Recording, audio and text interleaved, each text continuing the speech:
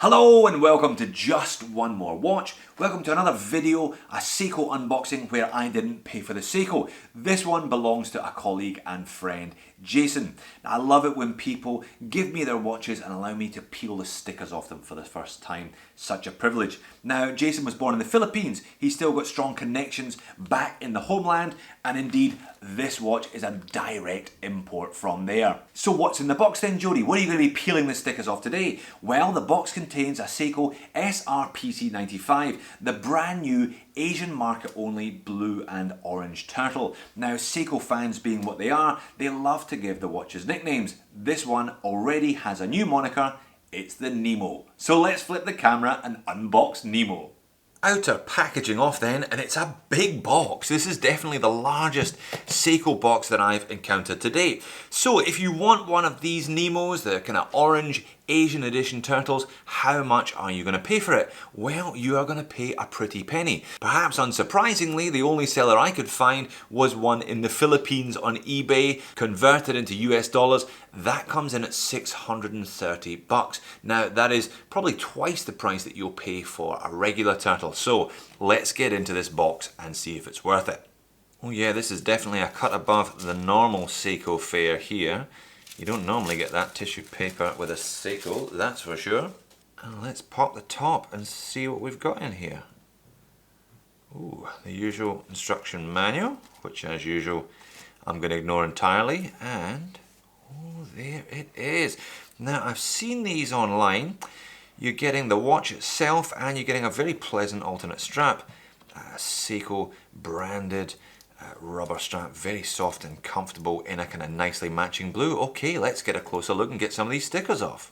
Little hang tag advertising the Seiko Prospects line, and there it is, SRPC95 K1, so made in Malaysia, and the 4R36 movement, essentially the NH36 but in-house Seiko. Let's peel the stickers off then.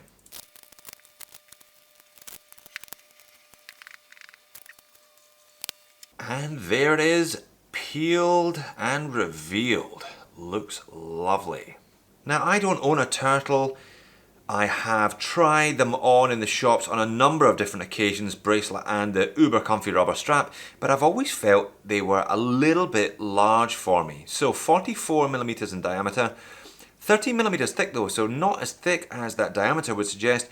22mm lug width, tapering down to 20, giving a 22mm clasp. Now the lug tip to lug tip though is only 46.5, and as you can see today, drilled lugs, bringing that on board a little. So in spite of that big initial diameter dimension, it actually wears very well on the wrist, as you'll see later on. Now, Jason asked me to size this one up for him, which is probably a mistake. Collar and pin system, I'm not all that confident. I'm going to slip him my 20 and tell him to go to a watchmaker with this one.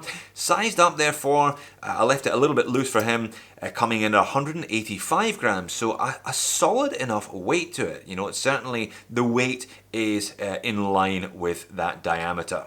316L stainless steel case, crown, bezel and bracelet today. Little disappointing at $300 that they don't sign the crown, never mind at twice that for this special edition. But there really aren't that many differences between this special edition and the regular Seiko. So what are they? Well, the widescreen Cyclops is one of them. The colour scheme was obviously another one. And the bezel layout is slightly different on the kind of Coke and Pepsi and Paddy ones. The colour, the bicolour goes to the 20 rather than just to the 15. So a couple of key differences between this one and the regular Seikos. And it's reassuring to notice that in spite of the fact that this is a special edition, Seiko still fail miserably to align the chapter ring.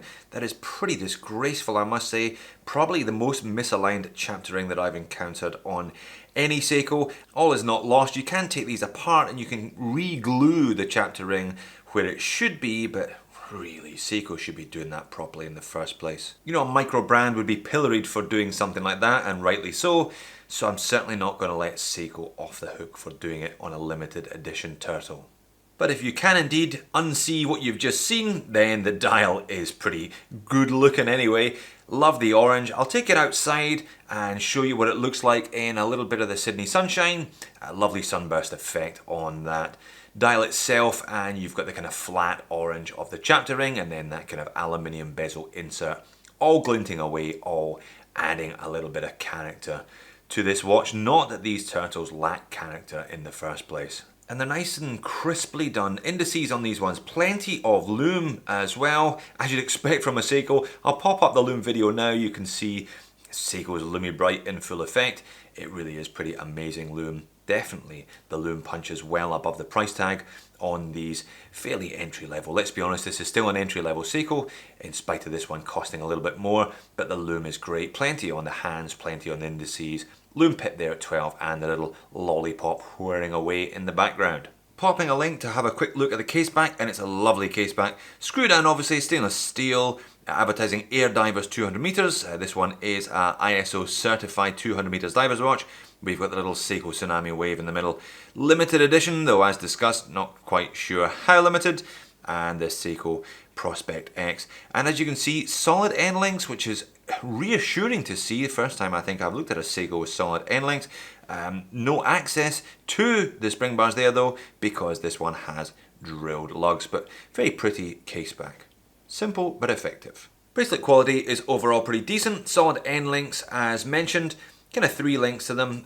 Pin and collar system also as mentioned. Solid links as you'd expect. And you've got that little polished element. So mostly a nice smooth satinized brushing, but you've got a little bit of polish on there as well. For an extra pop, Seiko signed fold over double security clasp, push button on the side, but it is only a press clasp.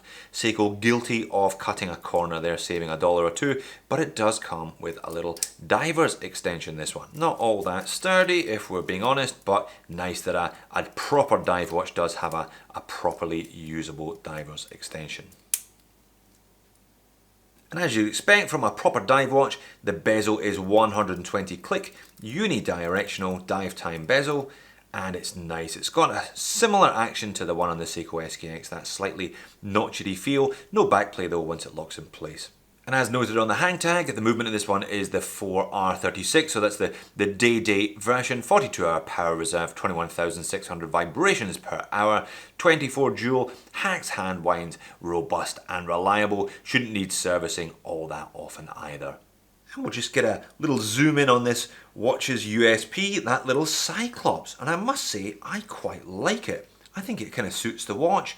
Very interesting. I wonder if these ones will start appearing aftermarket. People will be sticking them on pretty much anything and everything with one of these 4R36's NH36 movements. Certainly makes the day-date complication easier to read, which I guess is the point of a Cyclops, isn't it? And nice that also included in the box is this second rubber strap, and it's nicely done as well with a brushed bracelet, deep etched Seiko logo and deep etched Seiko logo also on the retainer. These are lovely. The straps that come with the turtles are fantastic. Massive improvement over the hideous stiff things that come with the Seiko SKX if you don't opt for the Jubilee. So definitely a viable alternative. You can pop this one on the rubber strap if you're actually going to get the watch properly wet at the weekend perhaps. Probably makes more sense to put it on the rubber strap if you are indeed wearing it over a wetsuit than rely on that slightly rattly diver's extension to the bracelet. And there is the watch on top of my 7-inch wrist. A little bit looser than I would like if it was my watch, but this is not my watch after all. As mentioned, it's a 44, it's a big boy, but these Seiko cases, because of the relatively short lug to lug and the curvature of the case, they wear very, very comfortably indeed. Doesn't really feel like you've got a big lumpy watch on your wrist. Zoomed out even further, it doesn't really look like you've got a big lumpy watch on your wrist either. I think they got the bracelet right today. 22 tapering down to 20 is a good solid looking bracelet for a watch of this style.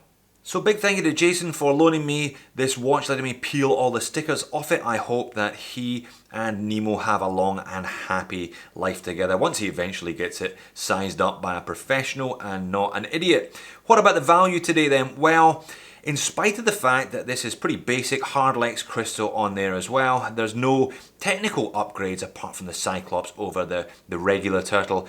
Being a limited edition, they command a premium, and with Seikos being the way they are, collected by millions around the world, there's a good chance that Jason's Seiko will be worth more than he paid for it once this run is complete.